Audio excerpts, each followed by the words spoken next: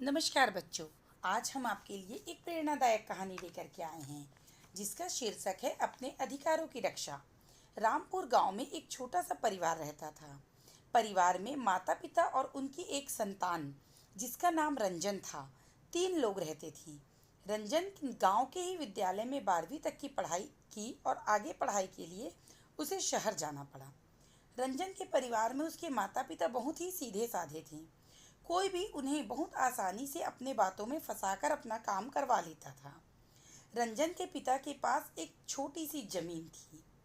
उस जमीन के कुछ हिस्सों को उसके पड़ोसी ने हड़प लिया और जब रंजन के पिताजी ने उसके पड़ोसी से बात की तो वह कहने लगा, हम इतने सालों से एक दूसरे के आसपास पड़ोस में रह रहे हैं, तो क्या ये अच्छी बात है आप मुझे इस तरह से बोल रहे हो?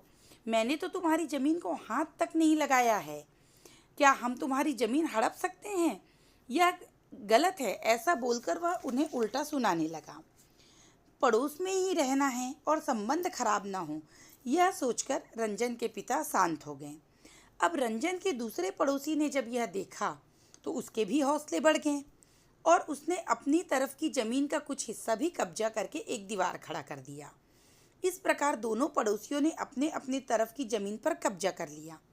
जब रंजन छुट्टियों में घर लौटा तो उसने देखा बहुत सी ज़मीन पर तो दोनों पड़ोसियों ने कब्जा कर लिया है और अपने अपने तरफ की दीवार भी खड़े कर ली है। तो वह अपने माता पिता से पूछा कि आप लोगों ने उन्हें कुछ कहा क्यों नहीं? उसके पिता ने कहा, बेटा हम 25 वर्षों से साथ में रह रहे हैं, अड़ोस पड़ोस में रहते हैं। अब उन्होंने इस ज़मीन पर कब्जा कर लिया तो मैं क्या ही कर सकता हूँ। अब उन्हें भगवान ही सजा देगा। ऐसा कहकर रंजन के पिता चुप हो गए। पर रंजन नहीं मानने वाला था। उसने जाकर पुलिस विभाग में एक कंप्लेंट दर्ज करा दी। पुलिस के साथ मिलकर पटवारी को लेकर के आ गए।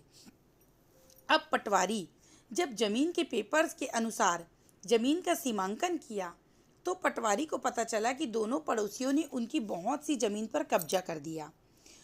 अब पुलिस की कंप्लेन हुई। पुलिस ने जब जांचा परखा, सारे मामला को समझा तो पुलिस द्वारा उनके द्वारा बनाई गई दीवार में बुलडोजर चलवा दिया गया। दोनों पड़ोसियों को दीवार बनाने में जो पैसे लगे थे उसका तो उनको नुकसान हुआ ही, साथ ही समाज में भी उनकी कड़ी निंदा होने लगी। इस तरह से रंजन ने एक काबिल पुत्र की निशानी देते हुए अपने हक, अपने अधिकार के लिए लड़ाई की और बिना किसी विवाद के अपनी ज़मीन को वापस पा लिया। इस कहानी से हमें यह शिक्षा मिलती है कि जब कभी हमारे अधिकारों का हनन होता है तो हमें अपने अधिकारों के लिए लड़ना चाहिए। हमारे अधिकार के लिए बहुत सारे कानून और नियम बनाए गए हैं। हम बिना किसी वाद विवाद के उन कानून और नियम के दायरे में रहकर अपने अधिकारों के लिए लड़ सकते हैं और अपने सामान की, अपने जगह की, अपने ज़मीन जायदाद की रक्षा कर सकते हैं। अब आप जानना चाहेंगे इस कहानी की रचनाकार कौन है? हमारी इस कहानी की लेखिका है सुश्री के शारदा, जो शिक्षिका हैं जिला दुर्ग में। धन्यवाद।